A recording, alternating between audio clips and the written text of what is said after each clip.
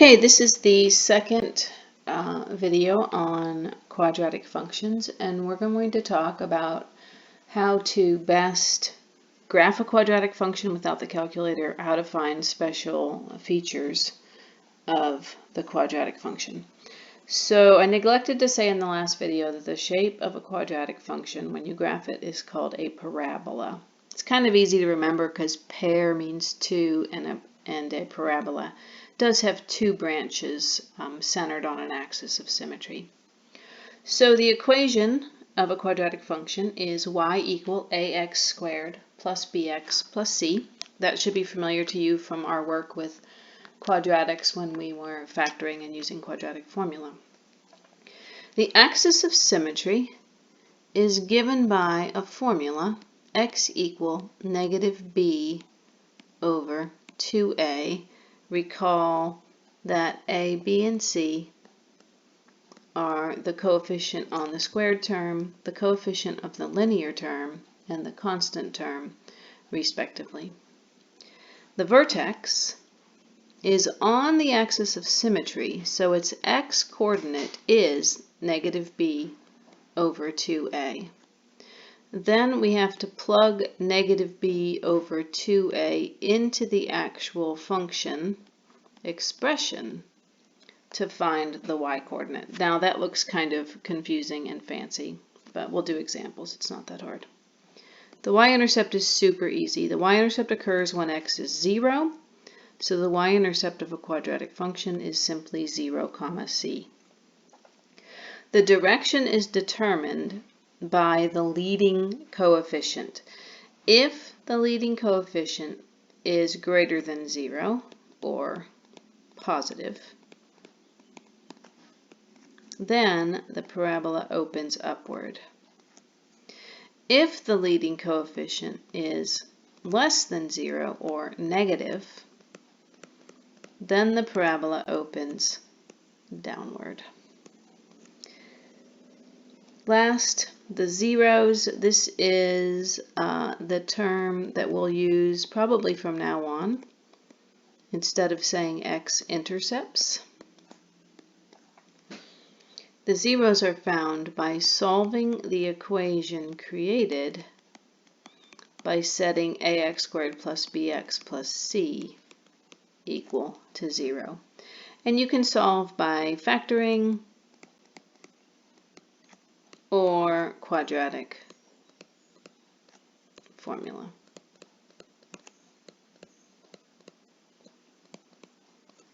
All right, let's do an example. We're going to graph y equal x squared minus 4x minus 5 by first finding the 5 things mentioned above.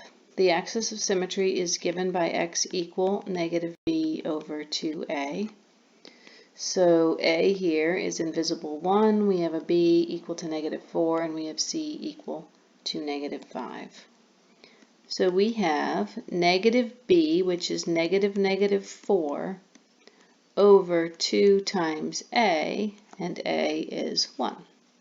Negative 4 is positive 4, 2 times 1 is 2, 4 divided by 2 is 2.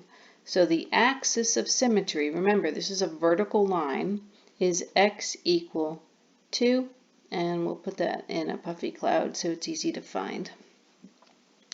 Our vertex is on the axis of symmetry, so its x-coordinate has to be 2. Now to find the y-coordinate, we have to plug 2 into the original formula in place of x. So notice the x squared is replaced with 2 squared, and the negative 4 times x is replaced with negative 4 times 2. And the minus 5 is just minus 5. You can type that into a calculator if you need to, and you will find that the y-coordinate of the vertex is negative 9. And that deserves a puffy cloud.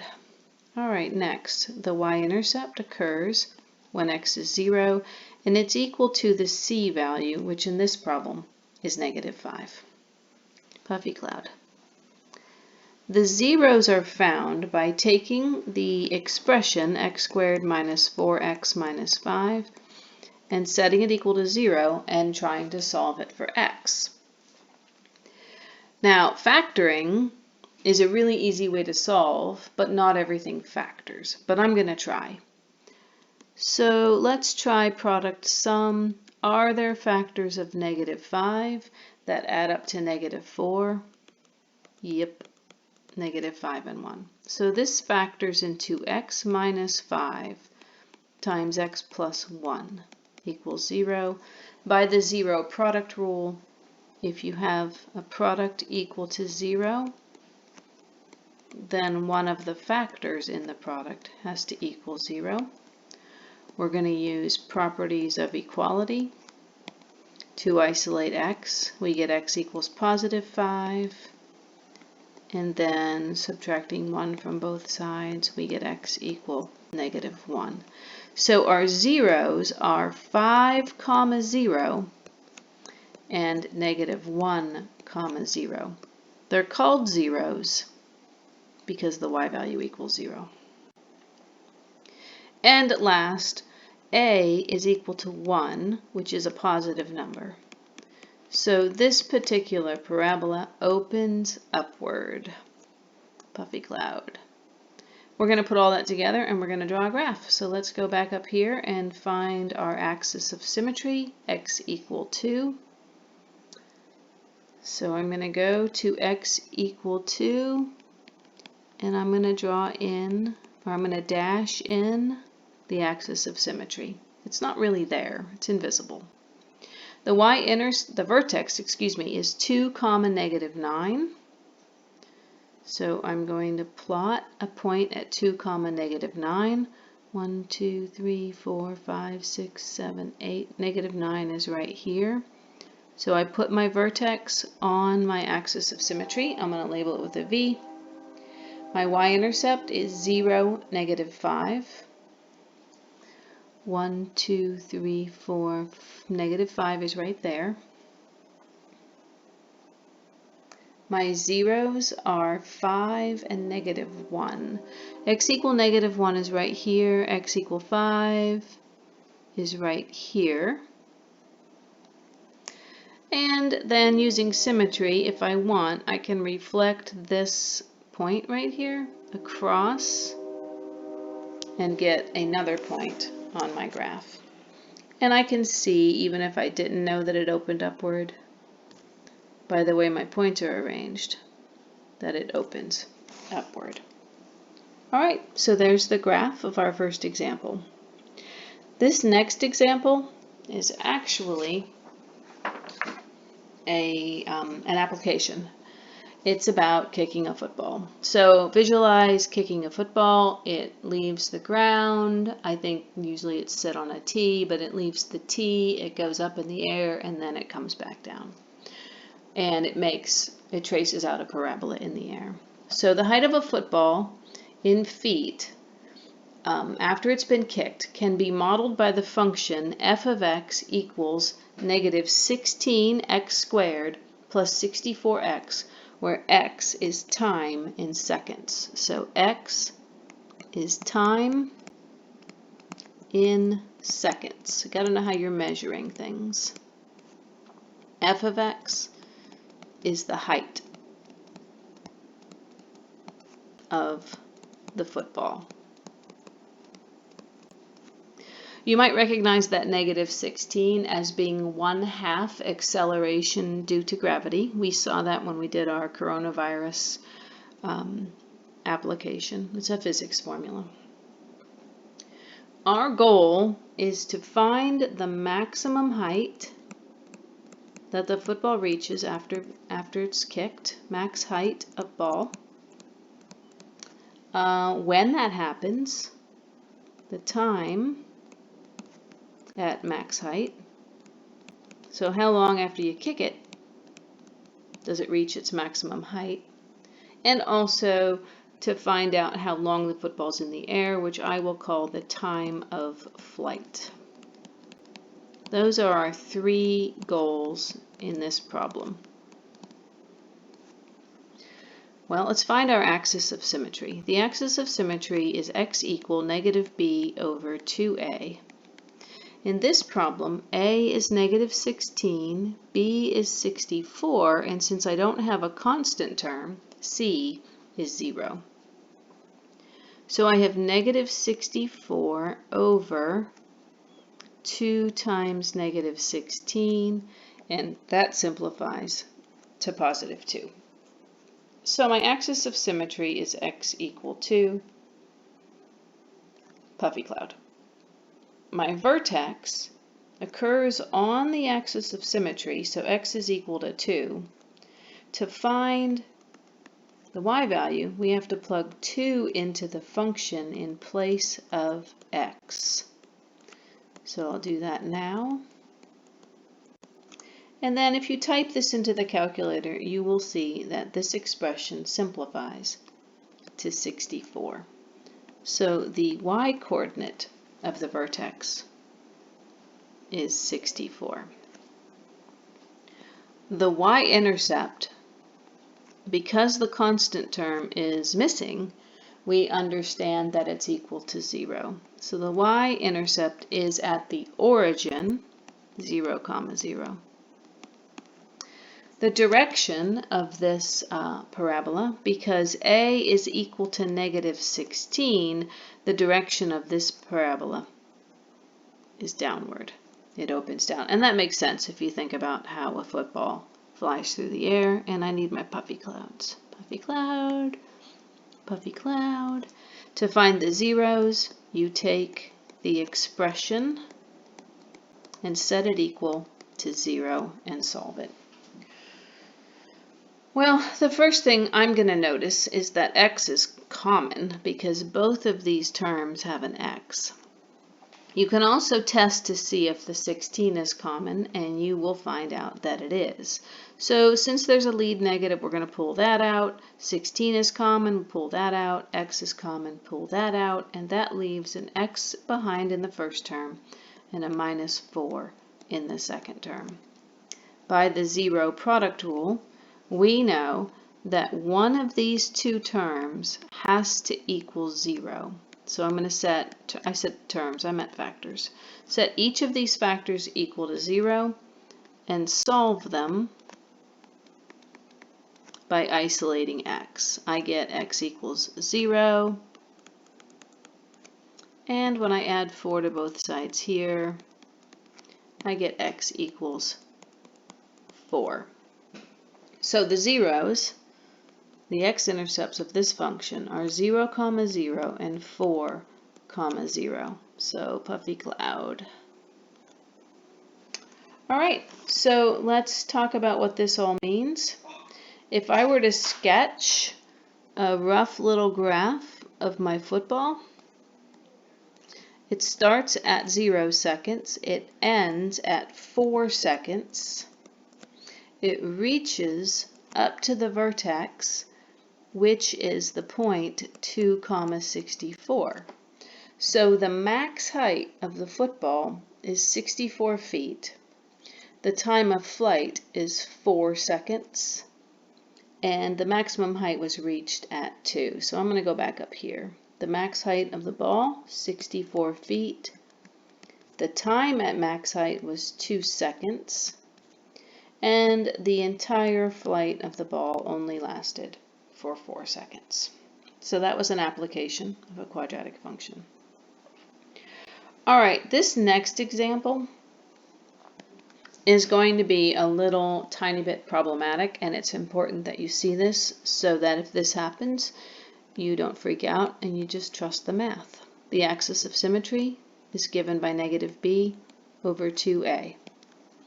Notice a is negative 1, b is negative 1, and c is negative 4. Negative b is negative negative 1. 2a is 2 times negative 1.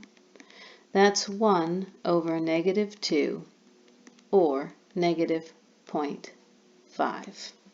So my axis of symmetry is x equal negative 0.5. And even though that's a decimal, it's certainly a valid axis of symmetry.